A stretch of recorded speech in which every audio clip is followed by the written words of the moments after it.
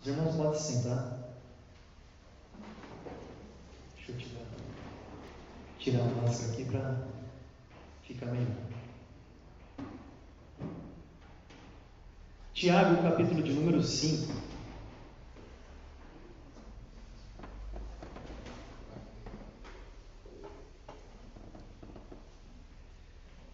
Tiago, capítulo de número 5 e o versículo de número 16.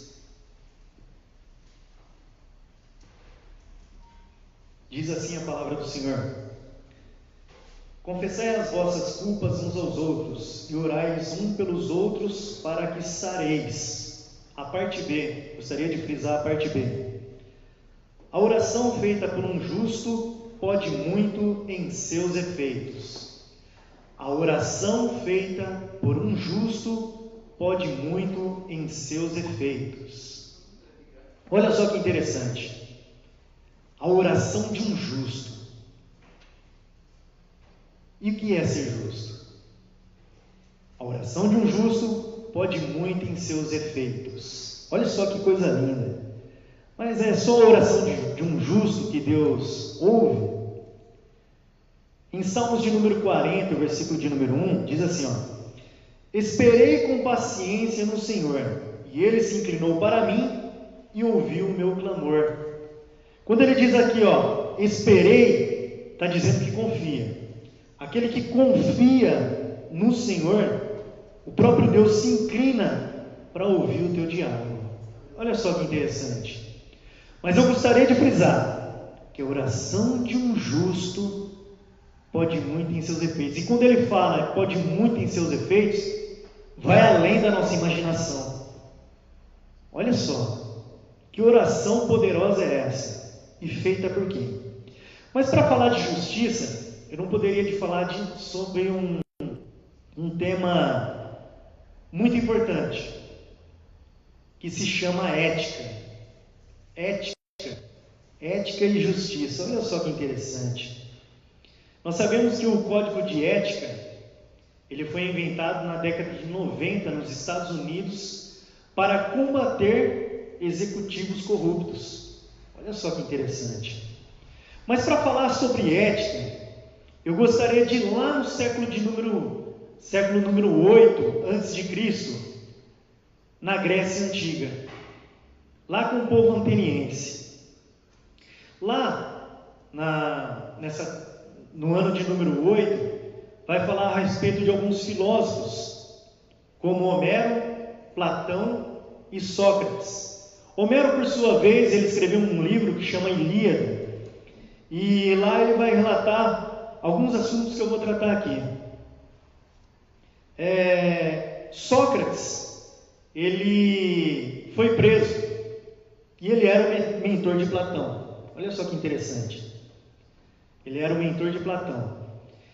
E ele foi preso porque ele não concordava com o jeito daquela sociedade e com os deuses gregos. Só que infringia a lei. E aí ele foi preso.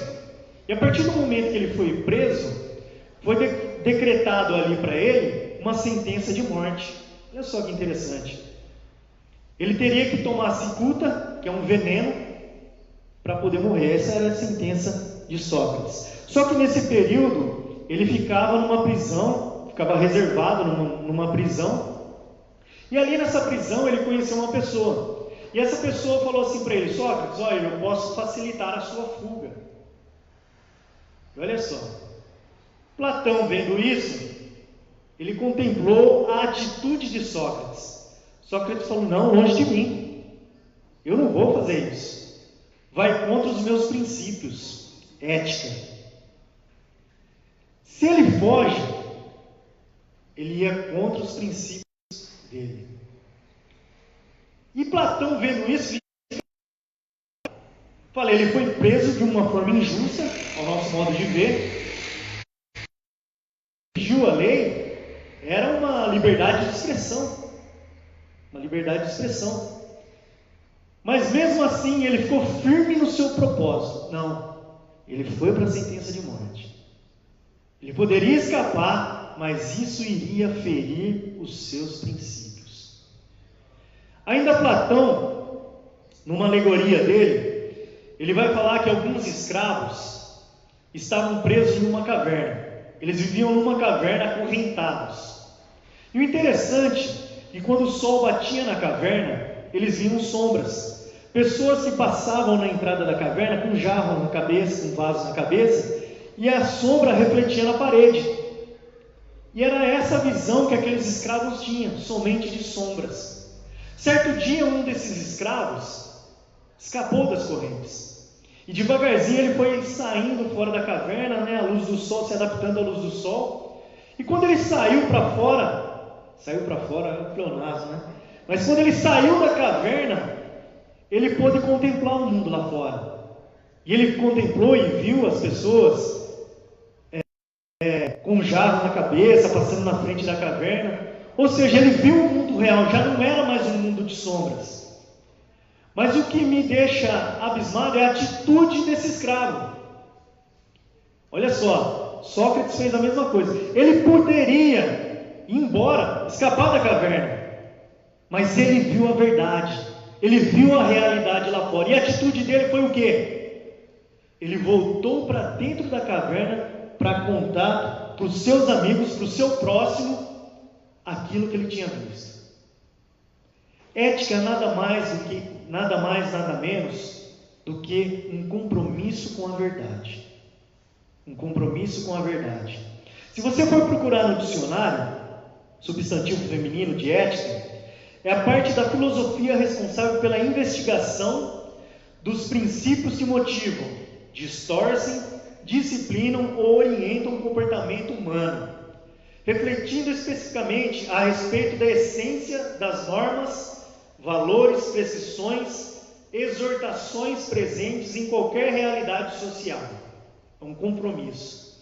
Por extensão, um conjunto de regras e preceitos de ordem valorativa e moral de um indivíduo, de um grupo social ou de uma sociedade. Ou seja, o compromisso, a ética é um compromisso com a verdade. Está enquadrada nos estatutos, nas leis, compromisso com a verdade. Mas eu quero te dizer, meu irmão, minha irmã, que a maior ética para nós cristãos está aqui, dentro desse livro. Dentro desse livro. Nenhuma lei é maior para nós cristãos do que está dentro desse livro. Se alguma lei for corromper a sua ética cristã, peraí, alguma coisa está errada. Qual é a bandeira que eu estou defendendo? E aí, nós podemos concluir que a ética, ela estabelece um compromisso ético, ou seja, a verdade estabelece um compromisso ético de levar aquilo que é verdadeiro, aquilo que é virtude, para as pessoas de um modo que não venha ferir ninguém. Aquele povo ateniense, eles viam que ética era uma virtude. E para adquirir essa virtude, eu só adquiro ela através do conhecimento. Olha só que interessante. Só através do conhecimento. E aí, o versículo que nós lemos, a parte B, em Tiago 5,16, ele fala assim: a oração feita por um justo pode muito em seus efeitos. A oração feita por um homem ou uma mulher de Deus, que vive num compromisso, na verdade, que vive na ética cristã, a oração dessa pessoa vai além daquilo que nós imaginamos. E eu posso provar isso biblicamente, que Deus, ele tem promessas para os justos, para aquele que vive na verdade. Jó, em capítulo 36, versículo de número 7, diz assim, do justo não tira os seus olhos, antes estão com os reis no trono, ali o assenta para sempre, e assim são exaltados. Aquele que vive na verdade, até aquilo que pode parecer mal naquele momento aos nossos olhos, Deus vem e transforma em bênçãos. Assim foi com José.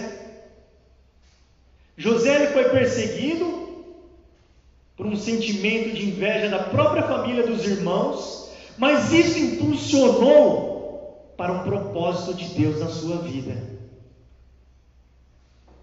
Se José não tivesse ficado, talvez ele não teria sido o governador do Egito.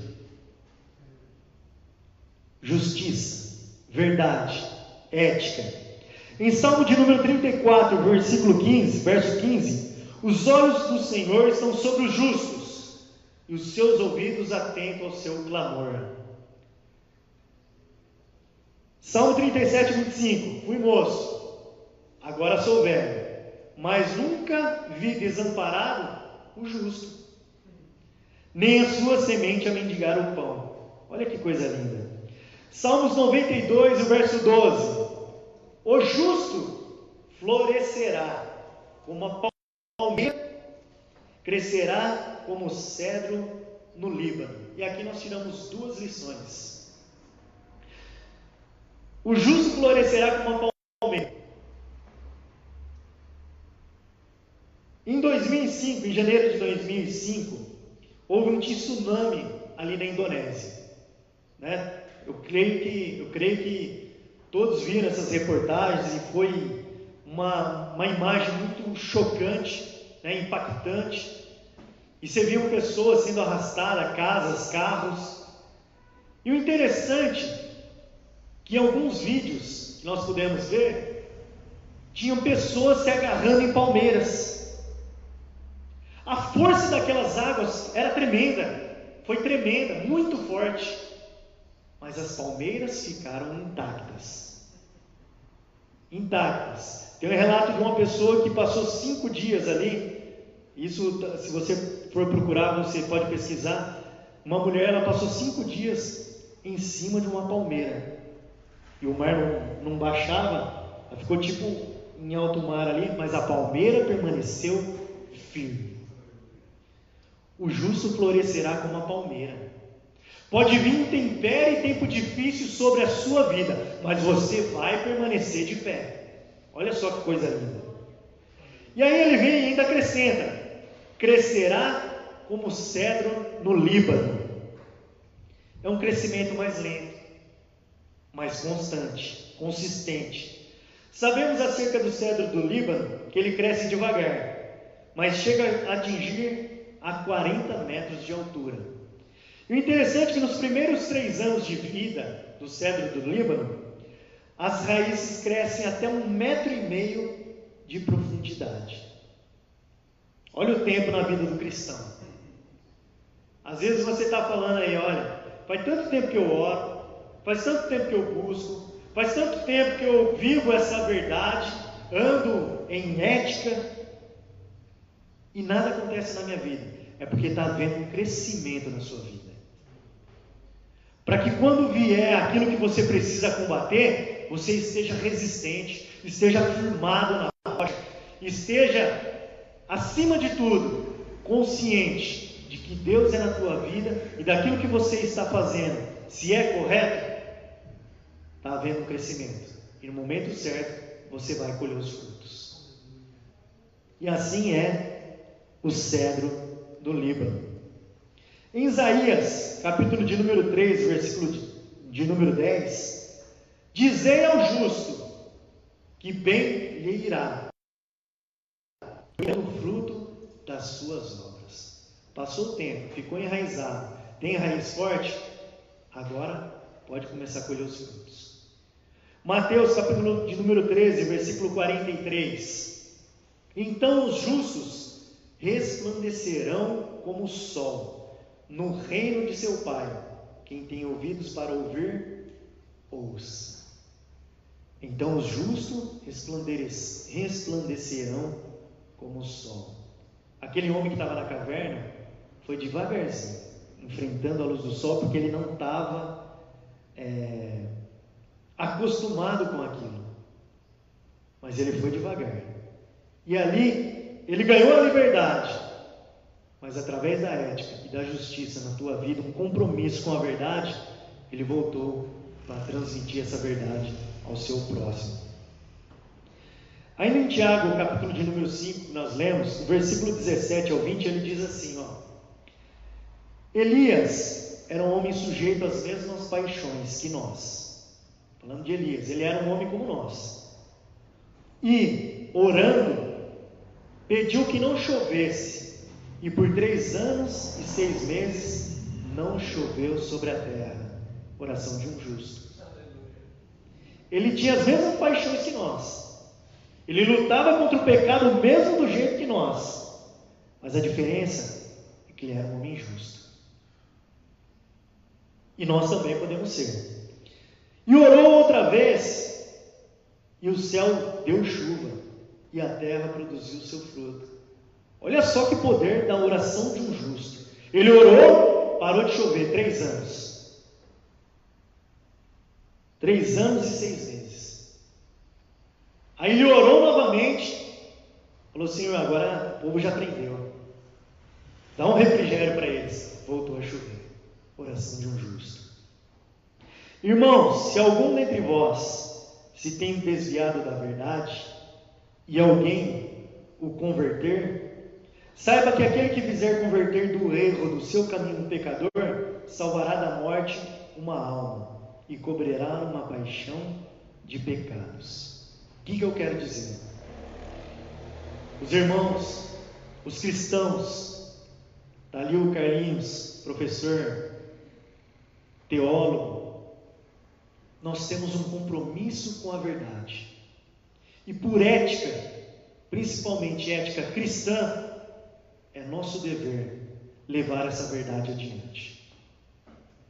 Proclamar o Evangelho de Jesus Cristo. Falar desse amor tão sublime, desse amor tão maravilhoso, que se eu perguntar para cada um aqui, tem uma experiência com Deus. E de todas essas experiências, nós voltamos lá no passado e vimos como Deus é bom. Quantas providências Ele tomou a nosso favor e quantos livramentos Ele nos deu. E estamos vivos aqui para transmitir essa verdade. C.S. Lewis, é Lewis que fala o Lewis, C.S. Lewis, em Cristianismo Puro e Simples, ele fala uma frase assim, ó: tenho de me manter viva em mim a chama do desejo pela minha verdadeira terra natal, a qual encontrarei depois da morte, e jamais permitir que ela seja arrasada ou caia no esquecimento. Tenho de fazer com que o principal objetivo de minha vida seja buscar essa terra e ajudar as outras pessoas a buscá-la também. Ética, compromisso com a verdade. E para encerrar, eu termino com uma frase minha. Viva a verdade, ande na verdade, por ética, honrando os valores e os preceitos que nos foram ensinados, como verdadeiros cidadãos dos céus. Viva a verdade, ande na verdade, honrando os valores e os preceitos que nos foram ensinados, como verdadeiros cidadãos dos céus.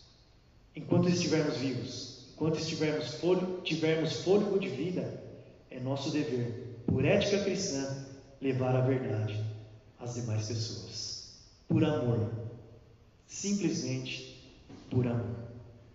Que o Espírito Santo de Deus possa falar melhor aos nossos corações, e assim eu agradeço essa rica oportunidade, no nome de Jesus. Toda honra seja dada a Deus, que Deus te abençoe.